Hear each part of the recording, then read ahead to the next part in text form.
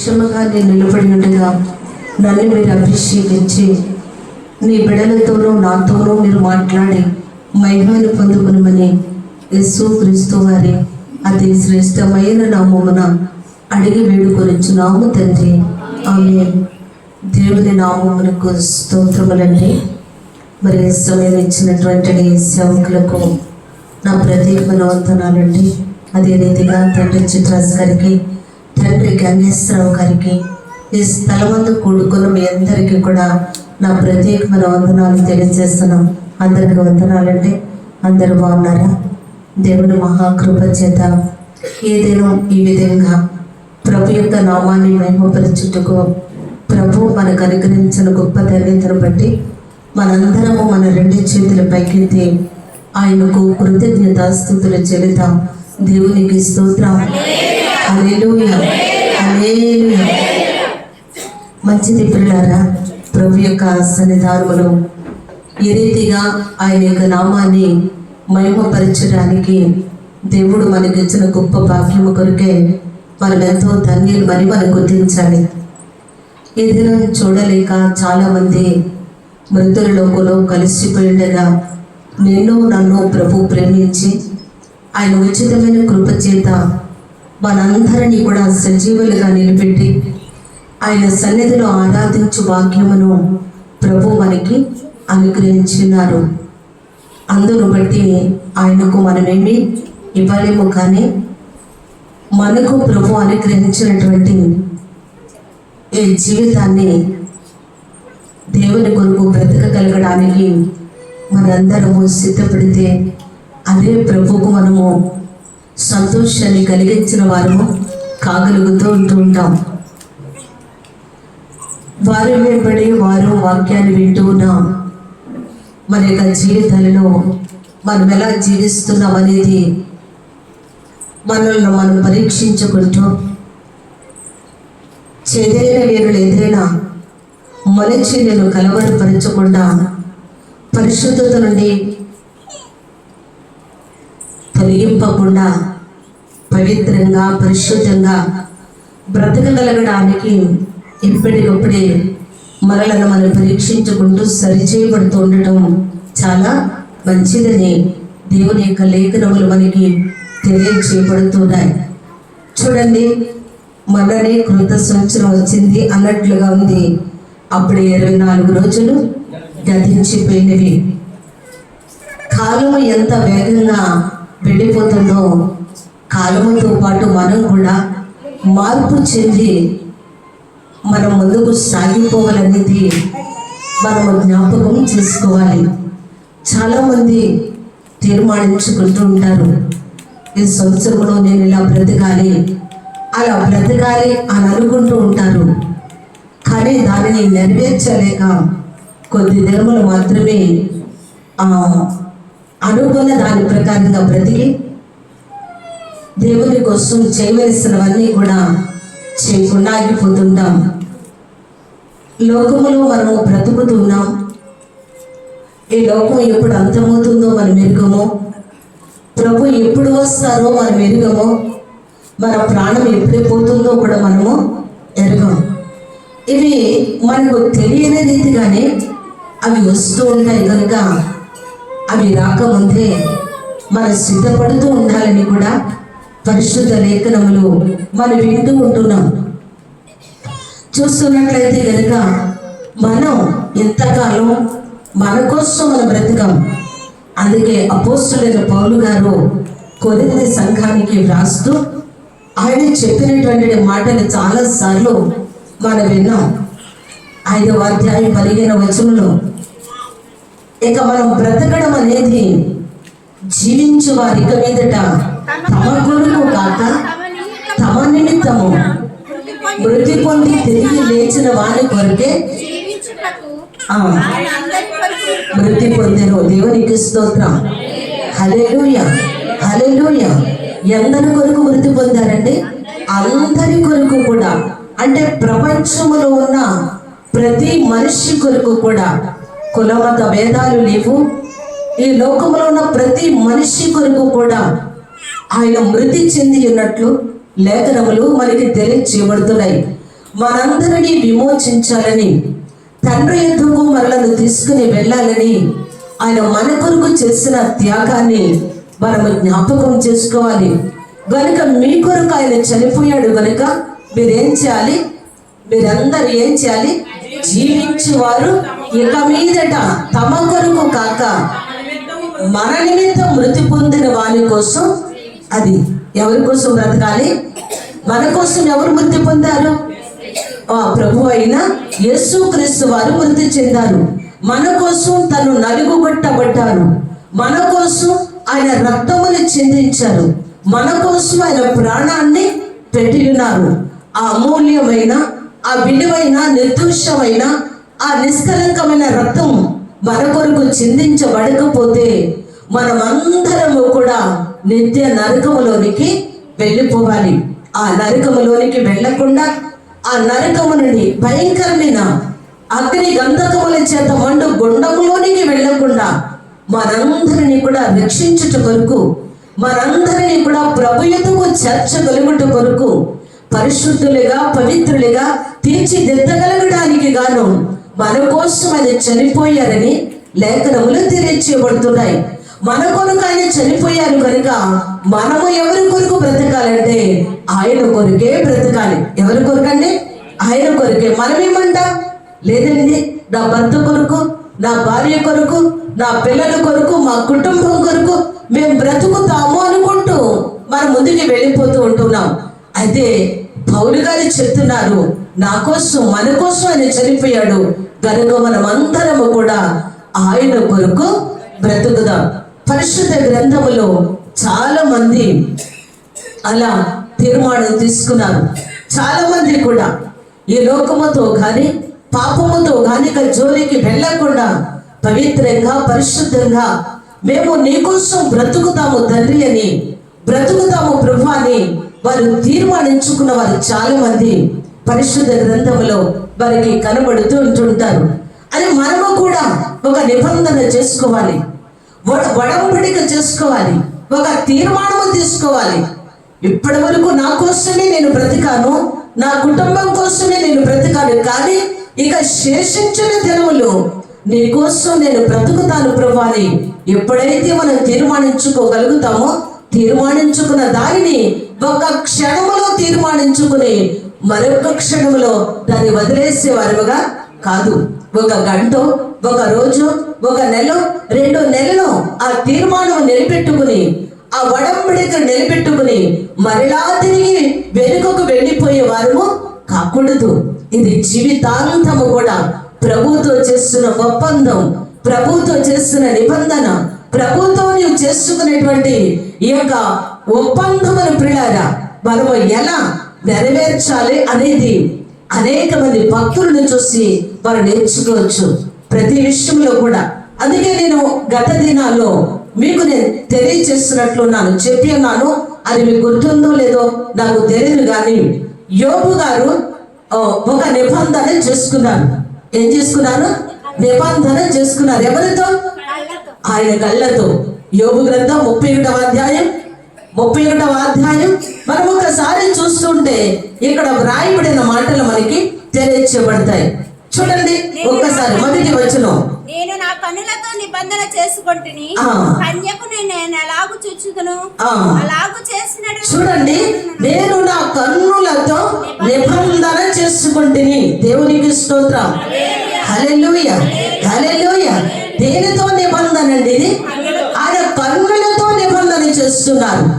ఆయన కన్నులతో నిబంధన చేస్తున్నారు. ఎందుకు కన్నులతో నిబంధన చేసుకుంటున్నారు అనేది మనం బాగా ఆలోచన చేయాలి.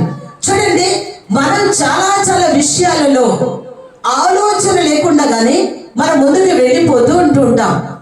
దేవుని యొక్క వాక్యాన్ని జాగ్రత్తగా పరిశీలిస్తూ ఉంటే, జాగ్రత్తగా చదువుతూ ఉంటే ఈ లేఖనములన్నీ కూడా మనకు అర్థమవుతూ ఉంటూ ఉంటాయి.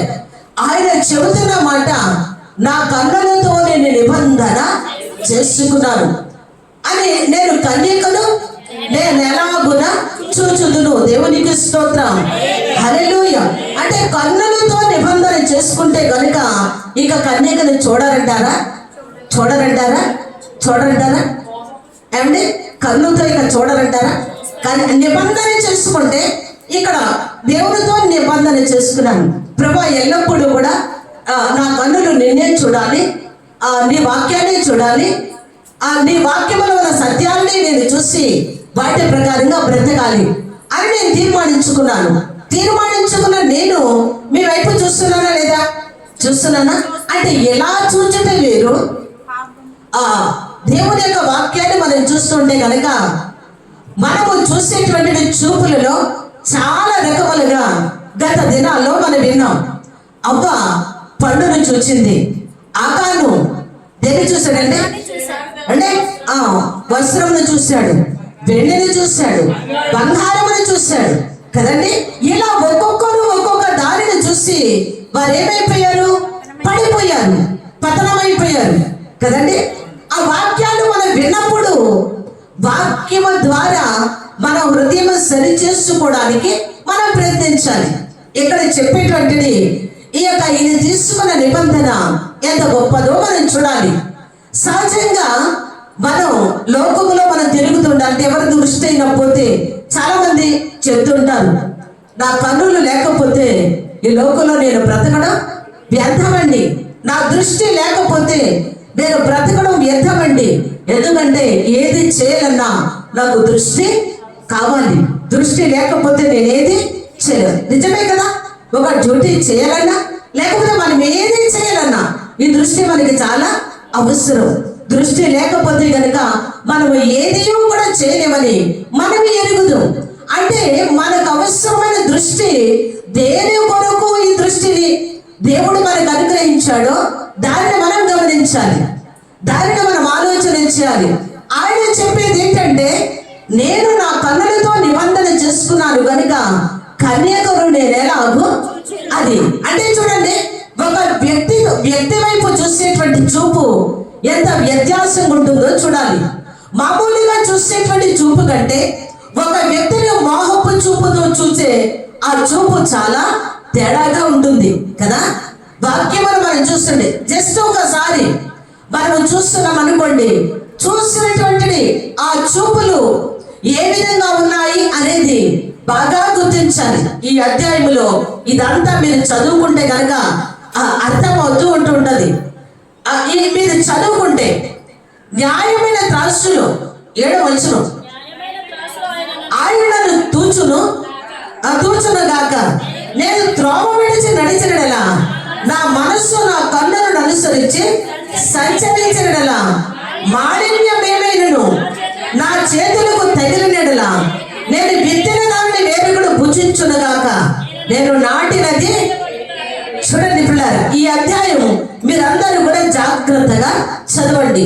చూపులతో మొదలవుతుంది, చూపులతో మొదలైనది ఆలోచనలోనికి తెస్తుంది, ఆలోచనలోనికి తెచ్చినది క్రియ చేయడానికి అక్కడ కారణమవుతుంది. అందుకే నీవు ఒక చెడ్డ క్రియ చేయకుండా ఉండాలి అంటే ఆ చెడ్డ ఆలోచన నీకు రాకూడదు. చెడ్డ ఆలోచన రాకుండా ఉండాలి అంటే ఆ చెడ్డ చూపు చూడకూడదు. అలాగూ చూస్తే జరిగే నష్టాలు చాలా మనకి కనబడుతున్నట్లు వాక్యం చెప్తుంది. అది నేను చదువుకున్న ఈ వాక్యాన్ని అంతటిని మనం చూడాలి. ఈయన పాపానికి దూరంగా ఉండటమే కాక చెడ్డ తలంపులు, చెడ్డ కోరికలు వారికి రాకుండా తన్ను తాను అదుపులో ఉంచుకుంటున్నాడు. మొట్టమొదటే తన కన్నులతో నిబంధన చేసుకుంటున్నాడు కదా. మనం కూడా ఒక అమ్మాయిని చూసేటువంటి చూపు, ఒక అబ్బాయిని చూసేటువంటి చూపు, లేక ఒక స్త్రీని చూసే చూపు, ఒక పురుషుని చూసే చూపు, అది ఏ విధమై ఉన్నది అనేది మనం బాగా ఆలోచన చేయాలి. మనం చూస్తున్నటువంటి చూపులను గురించి చాలా విషయాలు పరిశుద్ధ గ్రంథంలో గత కాలంలో మీతో మాట్లాడాను. మత్తయి సువార్త 4వ అధ్యాయం 28వ వచనాన్ని చూస్తే అక్కడ ఒక మాట వ్రాయబడుతూ ఉంటది. మత్తయి సువార్త 4వ అధ్యాయం 5వ అధ్యాయం 28వ వచనం చదవండి. అది ప్రభు అయిన యేసుక్రీస్తు వారు చెప్తున్నారు ఈ మాట. ఎవరండి? ప్రభుని యేసుక్రీస్తు వారు చెప్తున్నారు ఈ మాట. ఏమని చెప్తున్నారు? నేను మీతో చెప్పున్నది ఏమనగా ఒక స్త్రీని మోహపు చూపుతో చూచు ప్రతి వాడు అప్పుడే అతని యొక్క హృదయమందు ఆమెతో ఏమి చేయవాడు? ఏమి చెప్పండి, ఇక్కడ ఒక స్త్రీని మోహపు చూపుతో చూస్తే అప్పుడే వారి హృదయంలో వారు ఏం చేసినట్లు? ఏ వ్యక్తినైతే అలా చూస్తారో ఆ వ్యక్తితో ఎక్కడ చేసినట్లంట? హృదయములు. అదే చదవండి మళ్ళా.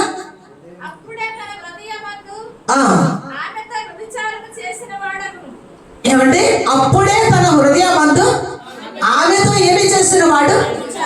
అది సహజంగా మనం చూస్తుంటే తప్పు చేసేవారు శారీరకంగా కలిసినప్పుడు వారు తప్పు చేశారు, పాపం చేశారు అని మనం చెప్తుంటాం కదండి. అయితే యేసు ప్రభువు చెప్పే మాట ఏది అంటే, ఎవరైతే ఈ చూపు చూస్తారో, ఎవరైతే ఒక స్త్రీ కానివ్వండి, ఒక పురుషుడు కానివ్వండి, వారు ఇతర వేరే వారి వైపు అలా చూస్తే, పురుషుడు స్త్రీని చూసినా, స్త్రీ పురుషుడిని చూసినా, అప్పుడే ఆ క్షణం అంది, ఆ చూచిన ఆ క్షణం అందే హృదయములో ఏం చేశారు? వ్యభిచారము చేసిన వారు అగుతారని దేవుని యొక్క వాక్యం చెప్తుంది. అందుకే మన చూపులు ఎలా ఉండాలి? చాలా పవిత్రమైనవిగా ఉండాలి. మన కళ్ళు పాడైపోయింది అనుకోండి, అడ్డమైన ప్రతి దారిని చూస్తాయి, చూడకూడని ప్రతి దృశ్యాన్ని చూస్తాయి. అందుకు మన కన్నులు ఎలా ఉండాలి? ఎప్పుడూ కూడా పవిత్రంగానే ఉండాలి. అందుకోసమే పరమగీతాలు చెప్తాడు, ఆ కళ్ళంట పాలతో కడగబడి, అది చూడండి, ఆ కళ్ళు కడగబడాలి. దేవుని వాక్యం అనే పాలతో నీ కళ్ళు ఎప్పుడైతే కడగబడతాయో, ఎప్పుడైతే పరిశుద్ధపరచబడతాయో, అప్పుడు నీ దృష్టిలో లోపము ఉండదు అని దేవుని యొక్క వాక్యం మనకి తెలియచేయబడుతుంది. చాలా మంది దృష్టి బాగుండలేనప్పుడు, లేక దృష్టి కోల్పోయినప్పుడు, కళ్ళకి ఏదైనా లోపం కలిగినప్పుడు వెంటనే ఎక్కడికి వెళతాం? డాక్టర్ ఎందుకు వెళతాం? పరీక్షలు అయినా అవసరమైన పరీక్షలన్నీ చేయించుకుంటాం. చక్కగా దృష్టి కావాలని వైద్యం చేయించుకుంటాం.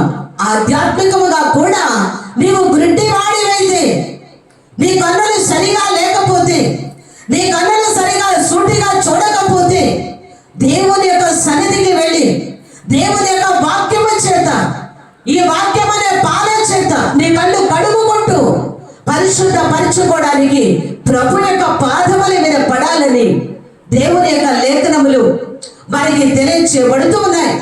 ఇక్కడ ఇది చెప్పే ఈ మాట ఒక నిబంధన దేనితో చేశాడంటే కళ్ళతో చేశాడు. చూచిన దానిని ఆశించకుండా, చూచి నేను దానిని ఆశించుతుంది.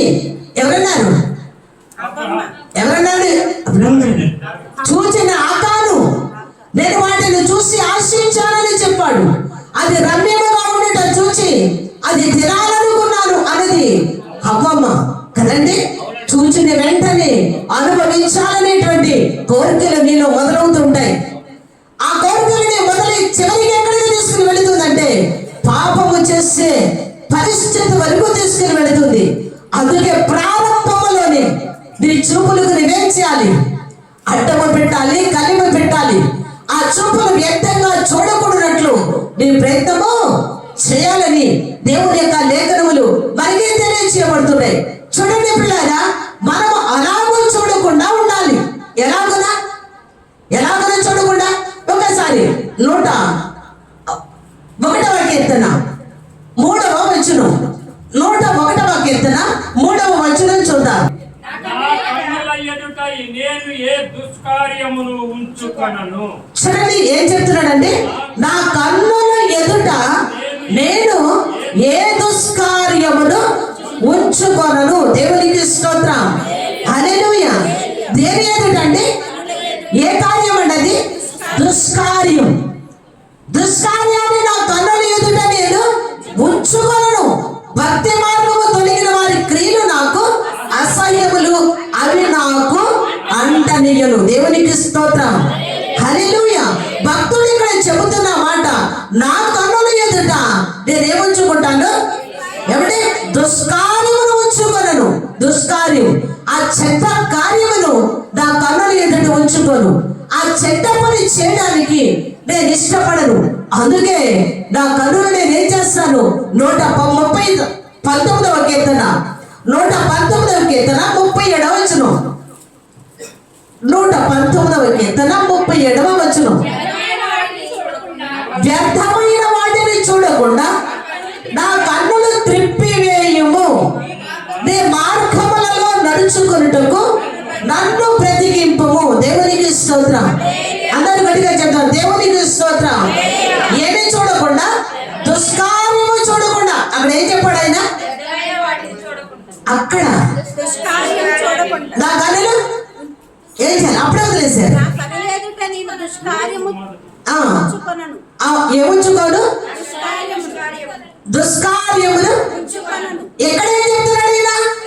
వ్యర్థమైన వాటిని చూడకుండా నా కన్నులు త్రిప్పివేయుము. వ్యర్థమైనవి ఉన్నాయంటారు లోకంలో, చాలా ఉన్నవి. వ్యర్థమైనవి చాలా ఉన్నవి.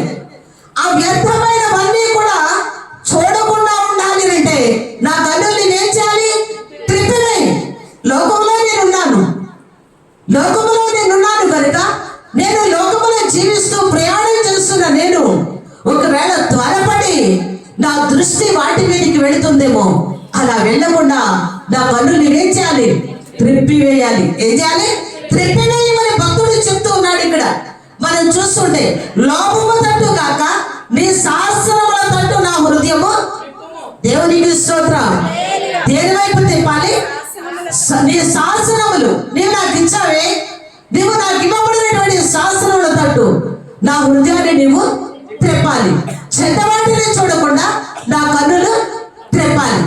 దేనిలాంటి చెడ్డవాటిని, వ్యర్థమైనవి చూడకుండా కన్నులు త్రెప్పాలి. తట్టు కాకుండా నీ శాసనముల తట్టు ఆలోచన చేయాలి. భక్తులు ఎందుకు ఇంతగా ఈ విధంగా ఆలోచన చేసి మనకు తెలియజేస్తున్నారు? లేఖనాలను మనం బాగా గుర్తించాలి. చూడండి, వ్యర్థమైనవి సినిమాలు, సీరియళ్ళు, సెల్ ఫోన్లో వచ్చేటువంటి అసభ్యకరమైనవి, ఇవి వ్యర్థమైనవా మంచివా? అవి మానవుల యొక్క జీవితాన్ని ఏం చేస్తున్నాయి? పాడు చేస్తున్నాయి, పతనము చేస్తున్నాయి, నిత్య నరకానికి నడిపిస్తూ ఉన్నాయి. ఇది చూడకూడదు అని నీకు తెలుస్తున్నప్పుడు దాన్ని ఏం చేయాలి? బదిలీ. ఎలా దాన్ని చూస్తూ ముందుకు వెళ్ళాలా? అది చూచినటువంటి దానిని ఆలోచనలోనికి వెళితే, ఆలోచించిన దానిని పని చేయాలని క్రియకు నడిపిస్తే చివరికి మన జీవితం ఏమవుతుందంటే పతనమైపోతుంది. అందుకంటాడు, లోపముల తట్టు నా హృదయాన్ని వేచేయద్దు, ఉంచొద్దు. లోపముల తట్టు కాకుండా నీ శాస్త్రముల తట్టు నా హృదయాన్ని త్రిప్పు. వ్యర్థమైన వాటిని చూడకుండా నా కన్నులు, అంటే మంచి వాటినే నేను చూడాలి. మంచి వాటినే నేను చూడాలి నా కన్నులతో. మంచి వాటిని గురించి ఆలోచించాలి నా యొక్క మనస్సులో. వీటిని గురించి మనం జాగ్రత్తగా ఆలోచించాలి. అక్కడే రాశాడు ఇంకా క్రింద చూడండి, నీ మార్గములలో నడుచుకొనుటకు. దేవునికి స్తోత్రం. హల్లెలూయా, హల్లెలూయా. ఈ 33వ వచనం నుండి మీరు చూస్తూ ఉంటే కనుక మీకు అర్థమవుతుంది. నీ కట్టడను అనుసరించడానికి ఏం చేయాలి? నేర్పాలి. కట్టడలు. అప్పుడు నేను ఏం చేస్తాను? కడబట్టుకు వాటిని, అది దేవుని యొక్క కట్టడలను అనుసరించడం మనం నేర్చుకోవాలి. బ్రతికినంత కాలము కూడా దానిని మనం ఏం చేయగలం? అనుసరించి జీవించగలమని, నడుచుకోగలమని దేవుని యొక్క వాక్యం చెప్తుంది. మీ ధర్మశాస్త్రం అనుసరించటకు నాకు బుద్ధి దయచేయము. అప్పుడు ఏం చేస్తాను? నా పూర్ణ హృదయముతో నేను దాని ప్రకారము, అది నీ ఆజ్ఞల జాడని చూచి దాని నన్ను. ఇక్కడ ఈ వచనములన్నీ కూడా మనకి ఎంత ప్రాముఖ్యమైనవో అవే కాదు, పరిశుద్ధ గ్రంథములో వ్రాయబడిన ప్రతి మాట మనకి అవసరమైనవి కదండి. అవసరమైనవని దేవుని యొక్క లేఖనాలు ఇక్కడ మనకి తెలియచేయబడుతున్నాయి.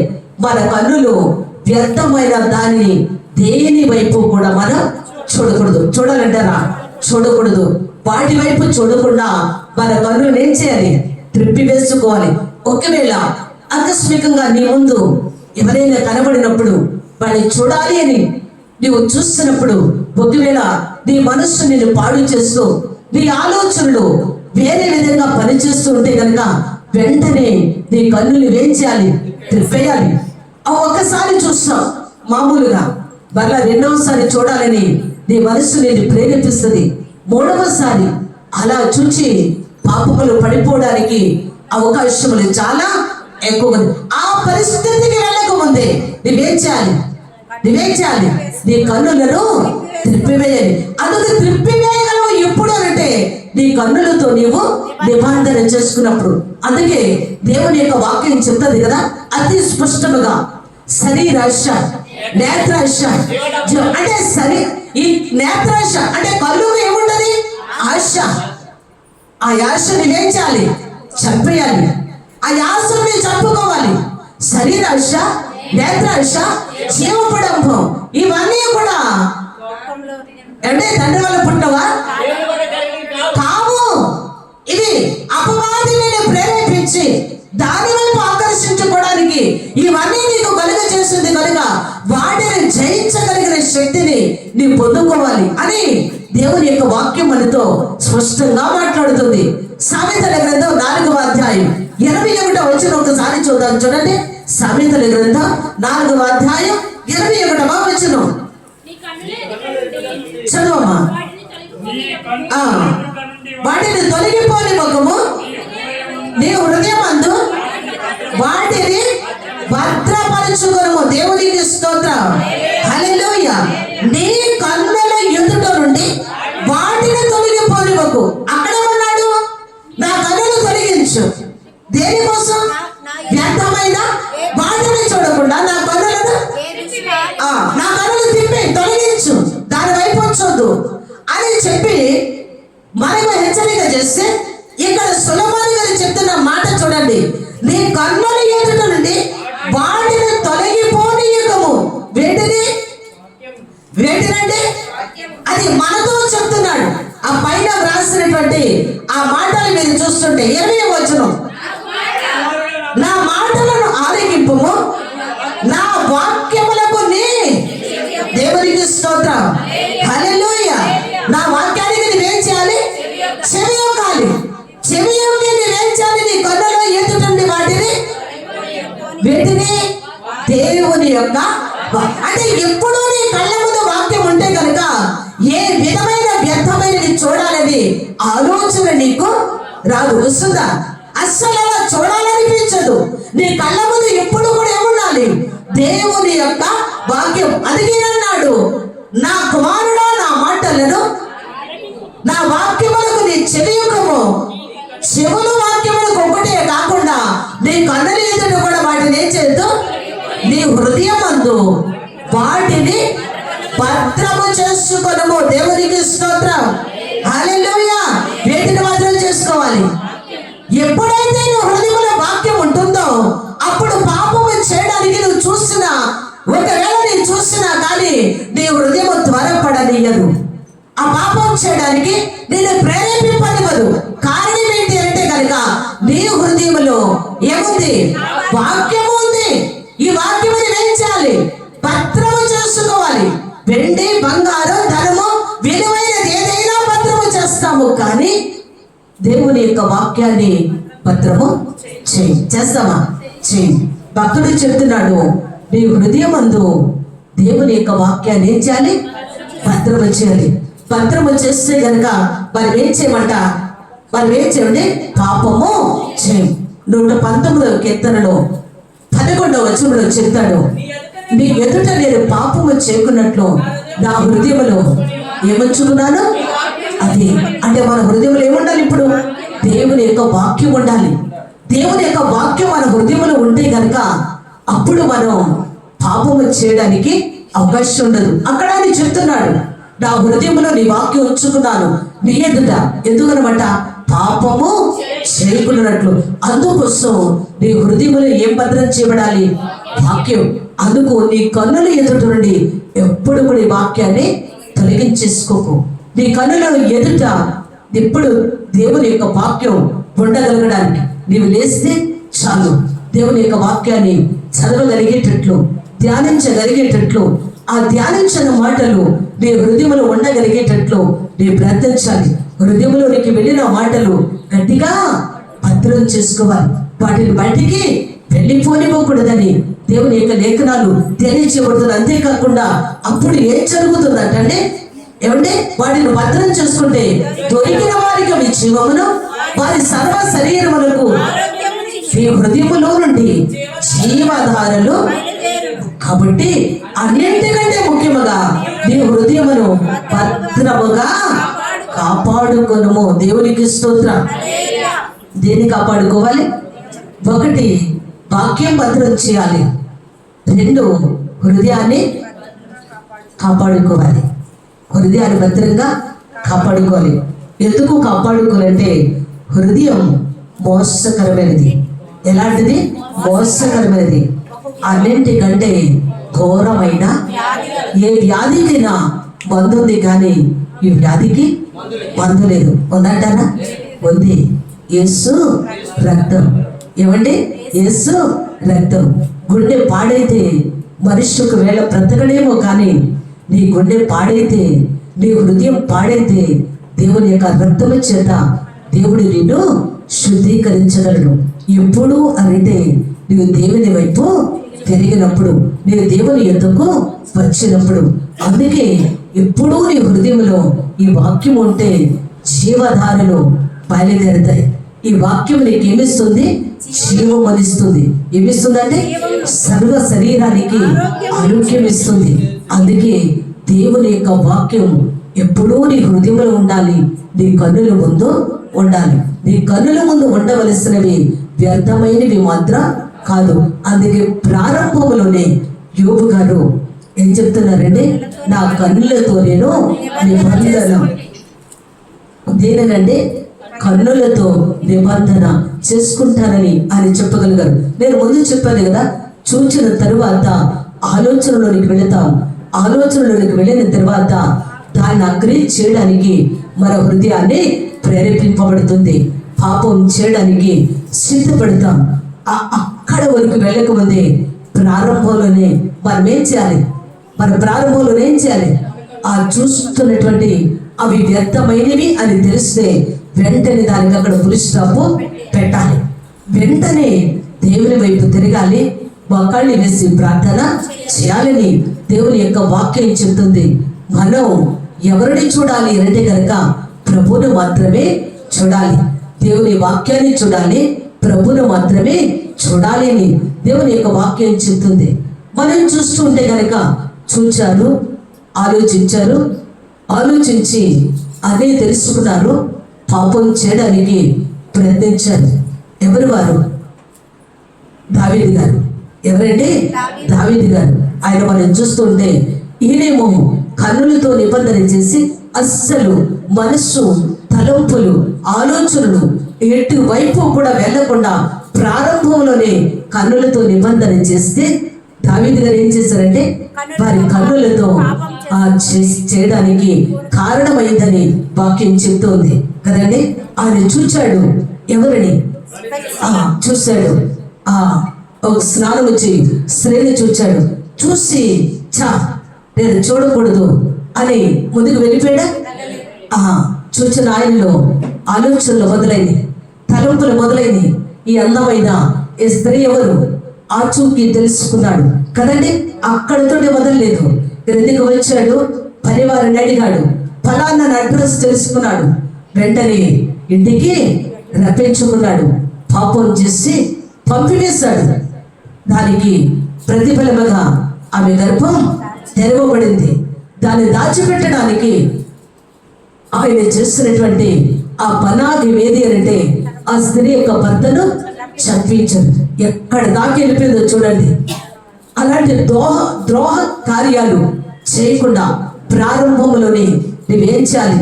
అలాంటి వాటిని చూడకుండా ఉండాలి. ఒకవేళ చూస్తామనుకో, చూసిన వెంటనే నీ కళ్ళేం చేయాలి? త్రిప్పేసుకోవాలి. అలాంటి వ్యర్థమైన వాటి వైపు చూడకుండా ఉండగలటానికి సహాయం వచ్చేవని ప్రభువుని నీవు వేడుకోవాలి. ఈ రోజుల్లో ఎంతమంది అలా వ్యర్థమైన వాటిని సినిమాలు, సీరియల్లో, లేకపోతే ఏదో మీకు తెలుసవన్నీ నేను చెప్పనక్కర్లేదు. వాటిని చూసి ఎంతమంది పాపములు పడిపోతున్నారు, ఎంతమంది భయంకరమైనటువంటి శిక్షకు గురైపోతున్నారు. ఈ సంవత్సరమునైనా ఈ 2025 వరకు నా ఇష్టం వచ్చినట్లు బ్రతికాను, కానీ 26 సంవత్సరం నుండి నీ ఇష్టం వచ్చినట్లు నేను బ్రతుకుతాను ప్రభువా. నా కొరకు నేను చనిపోయావు, నేను నిత్య నరకములో కాలిపోకూడదని, ఆ అగ్నిగుండములో కాలిపోకూడదని నా కోసం నేను చనిపోయావు, నా కోసం నీ రక్తము కార్చావు, నన్ను విమోచించడానికి నేను త్యాగం చేశావు కనుక నీ కోసం నేను బ్రతుకుతాను ప్రభు అని మనం తీర్మానం తీసుకుంటే అది ఎంత బాగుంటుందో ఒక్కసారి మనం ఆలోచన చేయాలి. ఇక్కడే మనం చూస్తున్నట్లయితే కనుక చూడండి, మనం తీసుకునేటువంటి ఆ నిర్ణయాలు ఎంత అద్భుతంగా ఉండాలో లేఖనాలు మనకి తెలియచేయబడుతున్నాయి. అయినా చూశాడు దావీదు గారు, పాపం చేశారు, దేవుని యొక్క కోపం వారి మీదకి వచ్చింది. అయితే ఆయన మరణం వల్ల తప్పింపబడ్డాడు. ఇంటిలో మాత్రం ఏమి ఉందంటే ఎప్పుడూ కూడా ఏమన్నాయంటే అలజడలే, యుద్ధాలే, యుద్ధ భయాలే, భయంకరమైనటువంటి శోధనలు అనుభవించినట్లుగా లేఖనాలు మనం చూస్తున్నాం. అయితే పడిపోయాడని తెలుసు, తన కన్నులతో చూడకూడనివి చూశాడని తెలుసు, చూడకూడనివి చూసి పాపములు చేసి దేవుని ఉగ్రతకు గురైపోతున్నాడు అని చూసి వెంటనే ఏం చేశాడు ఆయన? వెంటనే ఆ పాపానికి అక్కడ పులిస్టా పెట్టాడా లేదా? ఇక మరెన్నటికీ కూడా ఆయన పాపం చేస్తున్నట్లు పరిశుద్ధ గ్రంథంలో మనకి కనబడదు. పచ్చమ విషయంలోనే అక్కడ తప్పిపోయినట్లు. అది కూడా ఎందుకు తప్పిపోయాడు అని అంటే కనుక ఆ ఒంటరి సమయంలో ప్రార్థించవలసిన ఆయన ప్రార్థించకపోవడం వల్ల యుద్ధభూములోనికి వెళ్ళి యుద్ధము చేసి ఆ రాజ్యముకు యుద్ధము చేసి ఆ రాజ్య ప్రజలను సంరక్షణ కలుగచేయటం కోసం, లేక ఆ ప్రజల మీద కోసం శత్రువుల మీద యుద్ధము చేయవలసిన రాజు వెళ్ళకుండా ఉండిపోయిన ఈయన ప్రార్థన అలా చేయాలి, లేక సమాచారం కొరకు ఎదురన్నా చూడాలి. ఏది చేయకుండా ఆయన ఏం చేశాడు? పరుండి ఉన్నాడు, లేచాడు, తిరుగుతున్నాడు, మిద్ది మీద చూడరానిది చూశాడు, పాపం చేయడానికి ప్రేరేపింపబడి పాపం చేశాడు. గొప్ప ద్రోహ కార్యాన్ని అక్కడ తలపెట్టినట్లు పరిశుద్ధ గ్రంథములో వారికి తెలియచేయబడుతున్నాయి. తెలిసిన తరువాత మరలా వెంటనే ఏం చేశాడు? మరలా వెంటనే 51వ కీర్తన 12వ వచనం ఒకసారి చూద్దాం. 51వ కీర్తన 12వ వచనం.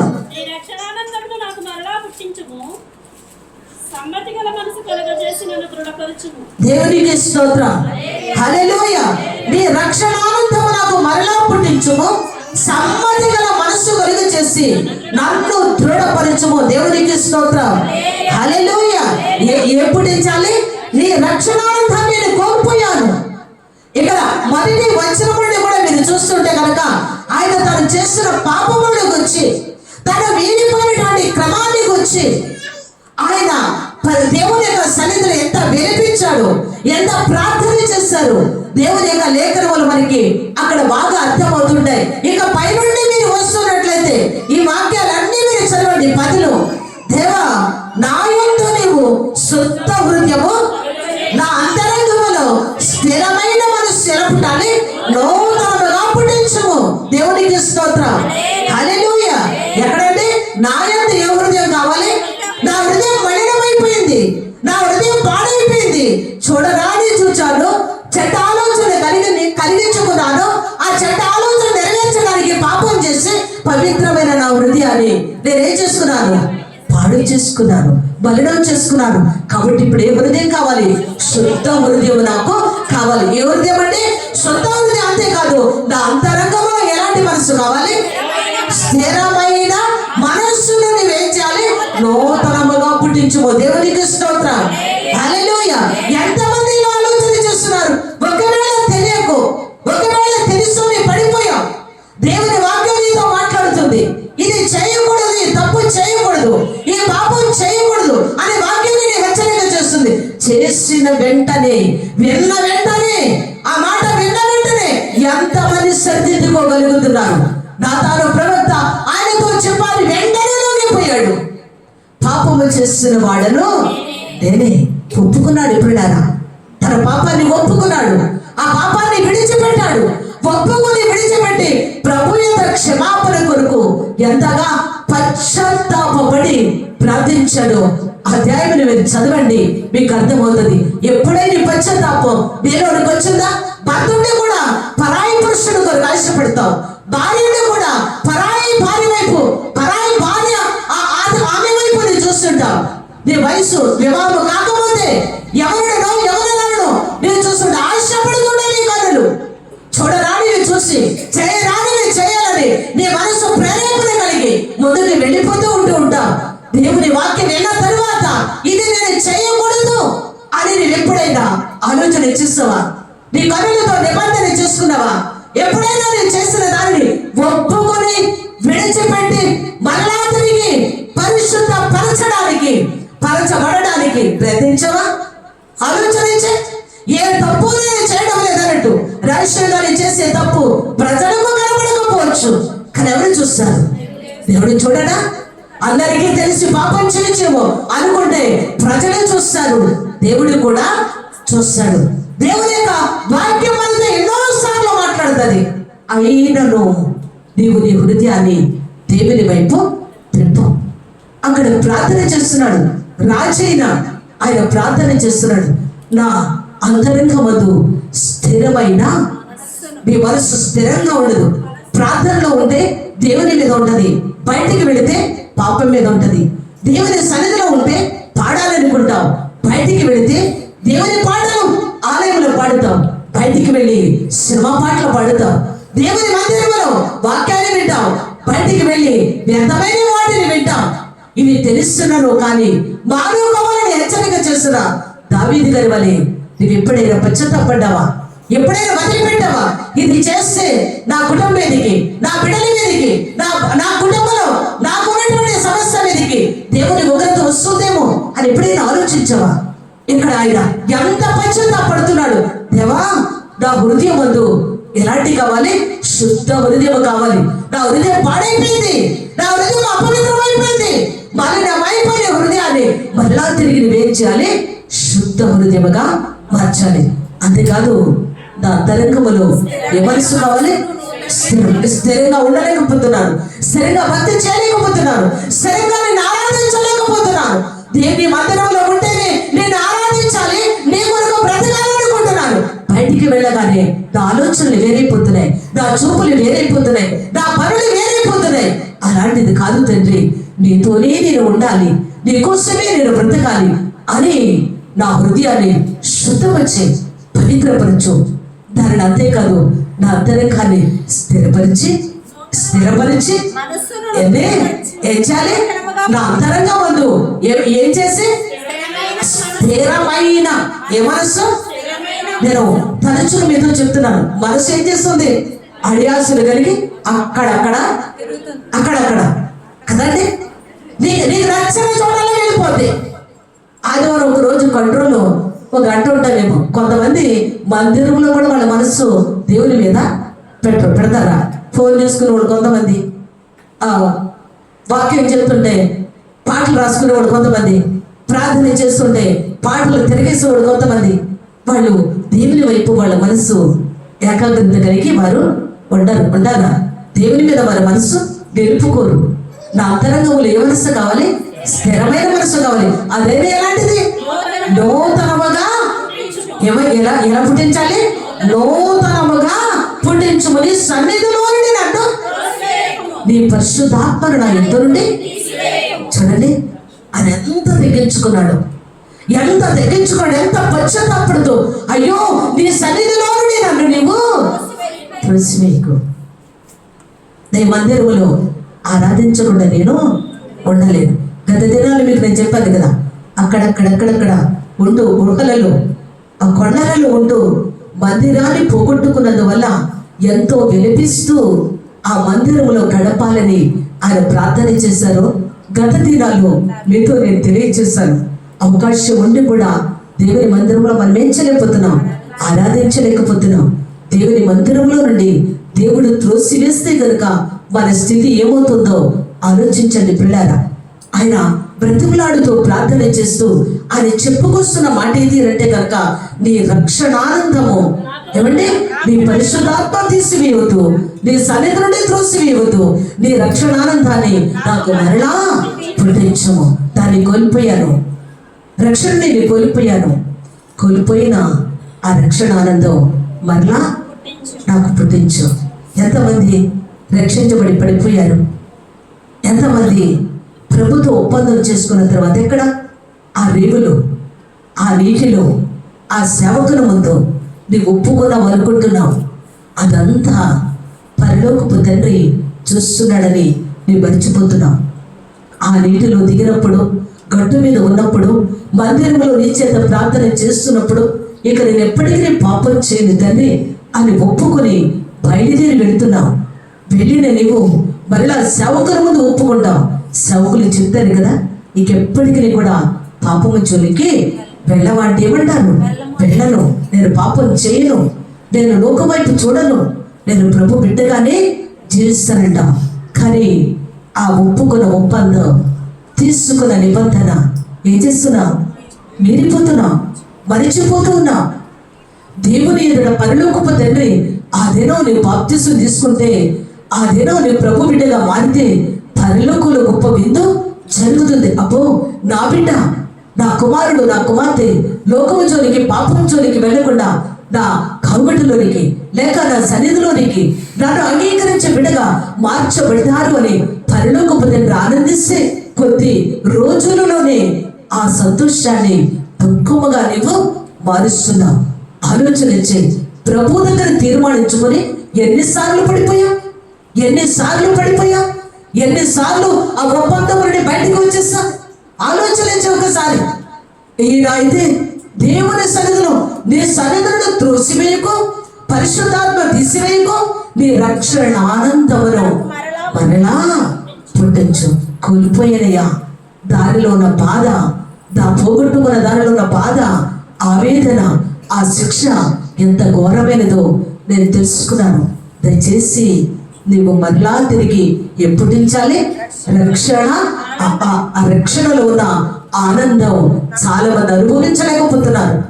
దేవునితో రక్షణ పొందుకున్న ఆ సంబంధాన్ని తెంచేసుకుని లోకముతో, పాపముతో మరలా తిరిగి సంబంధాన్ని కలుపుకొని అదే ఆనందం, అదే సంతోషం, అదే నిత్య ఆనందాన్ని కలిగిస్తుందనుకుంటూ నీవు మొదలుగా సాగిపోతూ ఉన్నావు. ఏదో ఒక రోజున అది నిత్య శోకములోనికి అది నేను నిల్చుకుని పోతే, ఏదో ఒక రోజున నీ గుండెలు బాదుకొని విలిపించే ఆ పరిస్థితిని కలిగిస్తుంది అని నీ మరిచిపోతూ ఉన్నావు. దేవునితో ఉన్న నీ ఆనందాన్ని, దేవుని యొక్క సేవకులతో ఉన్న నీ ఆనందాన్ని నీవు కోల్పోయి, ప్రభు బిడ్డలతో కలిసి ఉండే ఆనందాన్ని కోల్పోయి లోకముతో నీవు తిరుగుతూ ఉంటే, లోకములోనికి వెళ్ళిపోతే గనక అది ఎంత ఘోరమైనదో ఆలోచనించాలి. అది ఎంత బాధాకరమైనదో గుర్తించిన దావీదు గారు ఏడుస్తూ రక్షణానందాన్ని మరలా పుట్టించు. ఇంకేం చేయమంటున్నాడంటే, సమ్మతి గల మనస్సు కలిగి చేసి నన్ను దృఢపరచు. దేవునికి స్తోత్రం. ఏ మనస్సు అంటే? సమ్మతి గల మనస్సు కలిగి చేసి నన్ను ఏం చేయాలి? దృఢపరచాలి.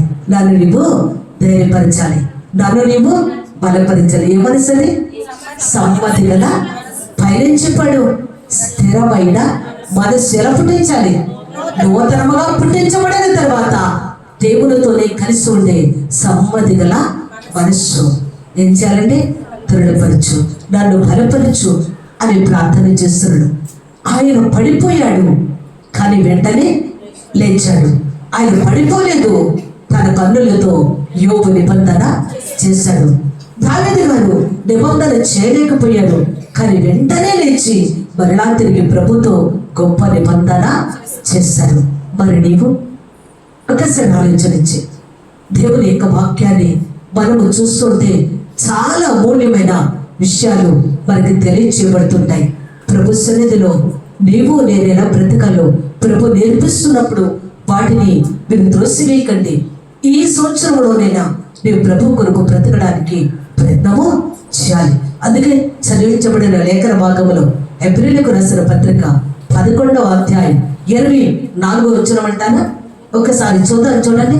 ఎబ్రీయులకు రాసిన పత్రిక విశ్వాసమును బట్టి ఆ. ఐగుప్తు ధనము కంటే క్రీస్తు విషయమైన ఎంత గొప్ప భాగ్యమని ఎంచుకొని ఆ. అల్పకాలము పాపభోగము అనుభవించుట కంటే అల్పకాలము పాపభోగము అల్పకాలం పాపభోగము అనుభవించుట కంటే కంటే దేవుని ప్రజలతో శ్రమ అనుభవించుట మేలని యోచించి ఆ.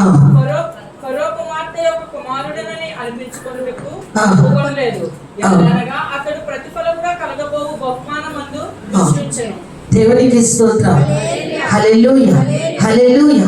మోషే పెద్దవాడైనప్పుడు విశ్వాసమును బట్టి ఐగుప్తు ధనము కంటే క్రీస్తు విషయమైన నింద గొప్ప భాగ్యమని ఎంచుకొని అల్పకాలము పాపభోగం అనుభవించుట కంటే దేవుని ప్రజలతో శ్రమ అనుభవించుట దేవునికి స్తోత్రం.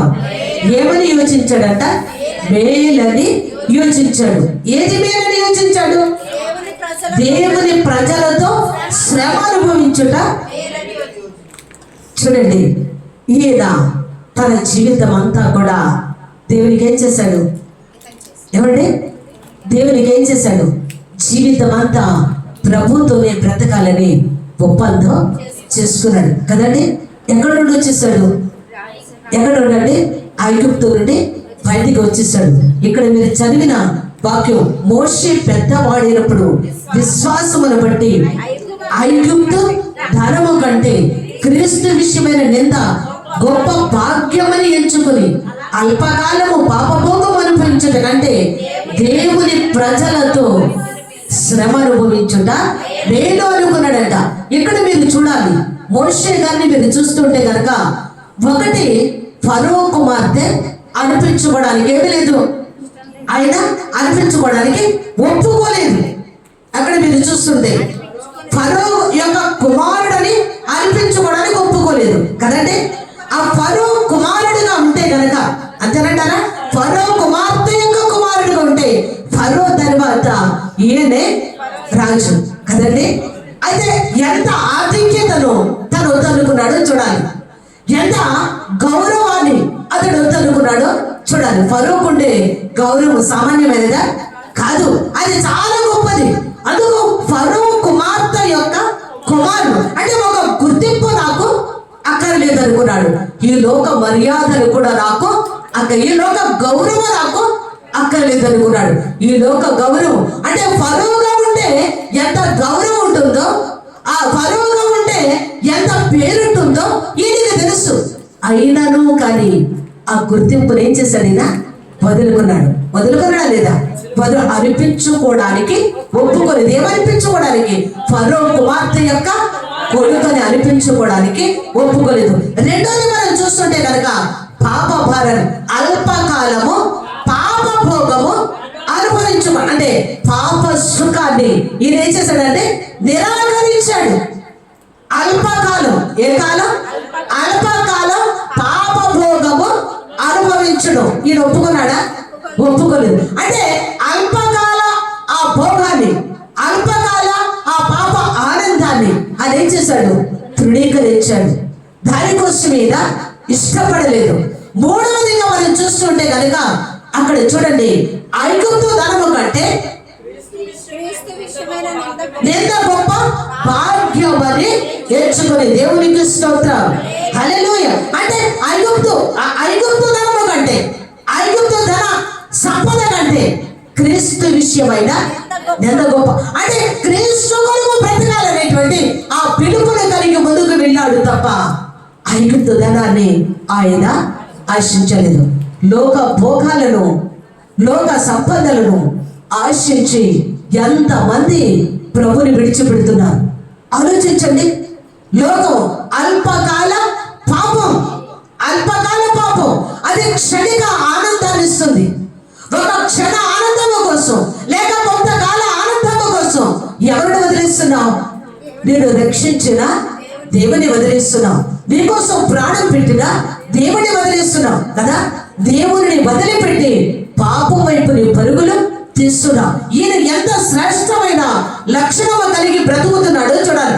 విశ్వాసమును బట్టి ఐగుప్తు ధర్మం కంటే క్రీస్తు విషయమైన ఆ ప్రభుని అంగీకరిస్తే ఆయనకి ఎన్ని నిందలు వస్తాయో తెలుసు. ఎంత అయినను కానీ అది భరించడానికి ముందుకు వెళ్ళాడు. దేన్ని విడిచి?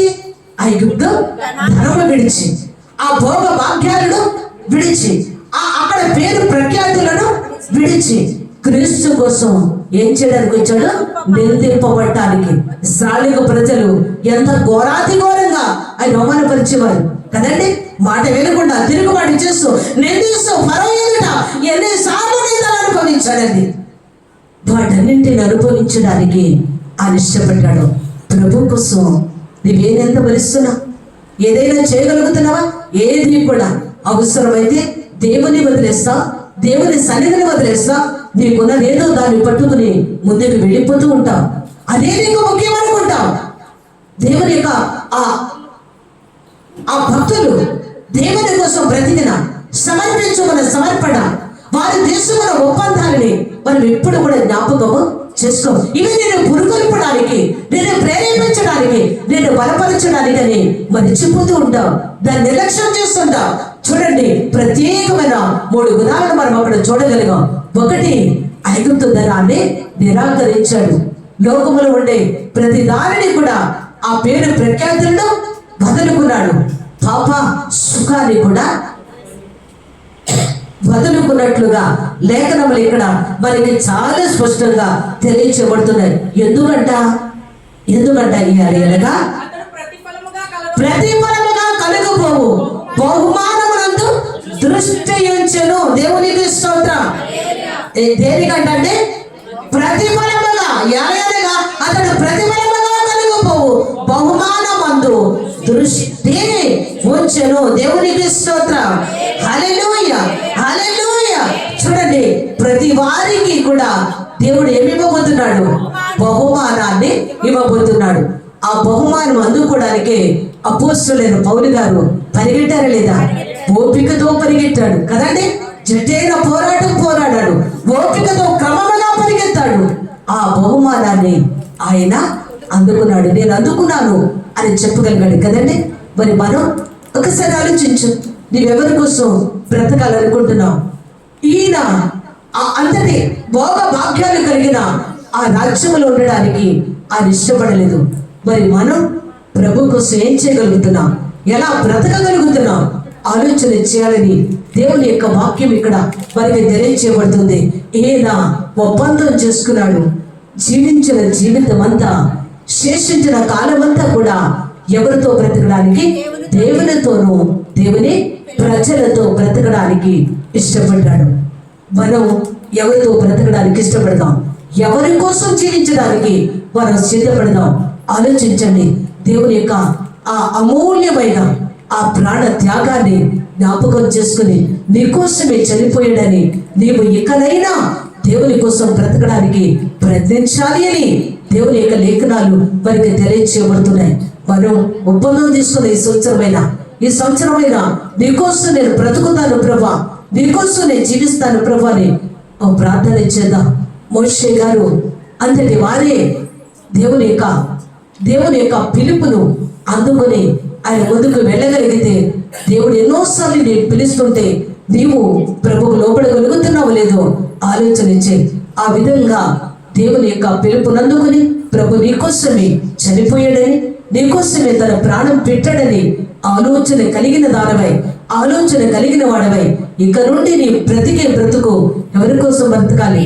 దేవుని కోసమే బ్రతకాలి. అలా తీర్మానించుకుంటూ ఈ సంవత్సరం మన జీవితాన్ని ఇప్పటి నుండి బ్రతికినంత కాలం ప్రభు కోసం మనం బ్రతకాలని ఆయన ఆశపడుతున్నారు. ఆ రీతిగా చేటుకు దేవుని పరిశుద్ధాత్మ మనందరికీ తోడైండును గాక. ఆమేన్.